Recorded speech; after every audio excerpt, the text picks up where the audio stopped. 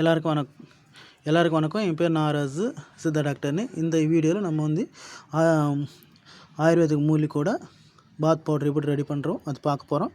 இதுக்கு தேவையான பொருள் வந்து மெட்டீரியல் வந்து பச்சை பயிறு 900 கிராமு, கடலப்பருப்பு 100 கிராமு, கஸ்தூரி மஞ்சள் 100 கிராமு, சந்தனப்பொடி 100 கிராமு, வெந்தயம் வந்து 100 கிராமு, கோசனம் 100 கிராமு, அப்புறம் வந்து எலுமிச்சை பழம் தோல் 100 கிராமு, ஒட்டுவேறு பவுடர் 100 கிராமு, அப்புறம் கிச்சில் கிழங்கு 100 கிராமு, கோரைக்கிழங்கு 100 கிராமு, பச்சைக்கருப்பு 20 கிராமு, ஒசை ஒரு 50 கிராமு, நெல்லிக்காய் 100 கிராமு, அப்புறம் வந்து ஆவாரம் பூ 100 கிராமு, துளசி ஒரு 100 கிராமு, அப்புறம் செம்பருத்தி ஒரு பூ 100 கிராமு, சோப்பு காய் 100 கிராமு, கார்போடைட் அரிசி 100 கிராமு, ரோஜா பூ அது 100 கிராமு, ஜாஜிக்காய் ஒரு 20 கிராம். இதெல்லாம் நமக்கு எது கிடைக்குது எல்லாமே போடணும்னு அவசியம் இல்லை. நமக்கு எது அவைலபிளோ அதெல்லாம் போட்டு நம்ம வந்து பவுடர் சூடு ரெடி பண்ணால் இது வந்து ஸ்கின்னுக்கு வந்து ரொம்ப க்ளோரினஸ் இருக்கும். அதே மாதிரி கெமிக்கல் ஃப்ரீயாக யூஸ் பண்ணுறதுனால நமக்கு வந்து ஸ்கின் டிசீஸ் கூட வராது.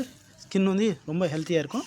சப்போஸ் யாரான ஸ்கின் ப்ராப்ளம்ஸ் இருந்தாலும் இது யூஸ் பண்ணலாம். இதெல்லாம் நான் வந்து பவுட்ரு எல்லாம் மிக்சிங் பண்ணிவிட்டேன்.